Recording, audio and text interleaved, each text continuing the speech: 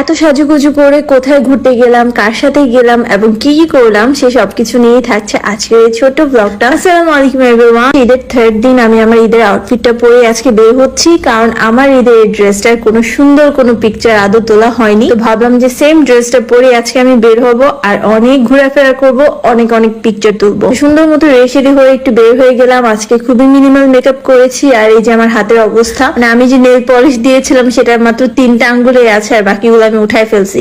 একটু পরে দেখবেন আরো একটা নাই, তারপর দেখবেন আরো একটা নাই।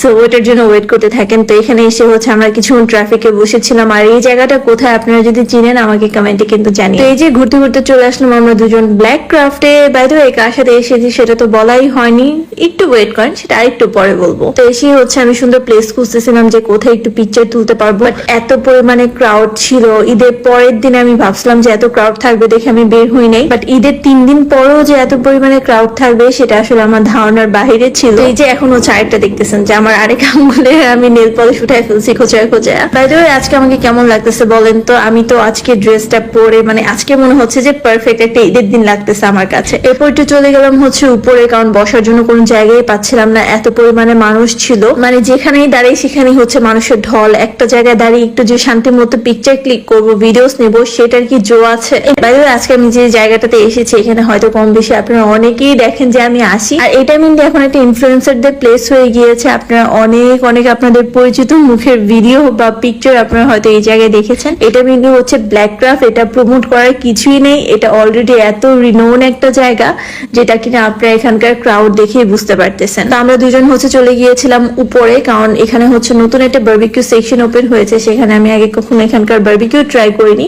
সো ভাবলাম আজকে কেননা সেখানেই যাওয়া যাক, বাট ওইখানেও বাবা এত ভিড়। তো কি করলাম, এই যে মিরর দেখে তো আমাদের মেয়েদের একটাই কাজ, মিররের সামনে গিয়ে একবার দাঁড়ালে সেখান থেকে আমাকে সরায় কার এই ক্ষমতা আছে বলেন?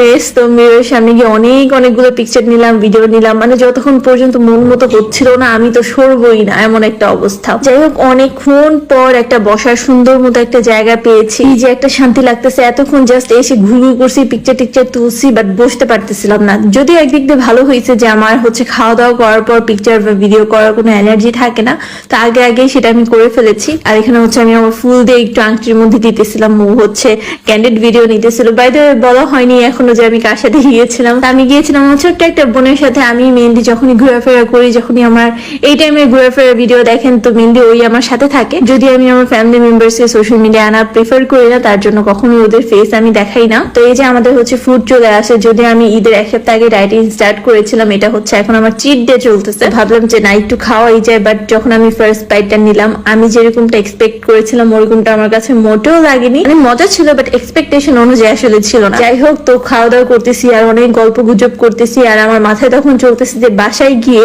কিছু একটা ট্রাই করব। আমি সেখানে অর্ডার করেছিলাম হচ্ছে তন্দুরির একটা প্লেটার। ভাবলাম যেহেতু বাসায় বিফ আছে, তো বিফ দিয়ে কিছু একটা ট্রাই করা যায়, এটা ট্রাই করবো। সেটা ভিডিও কিন্তু আমি অবশ্যই আপনাদের সাথে শেয়ার করবো নেক্সট ভিডিওতে।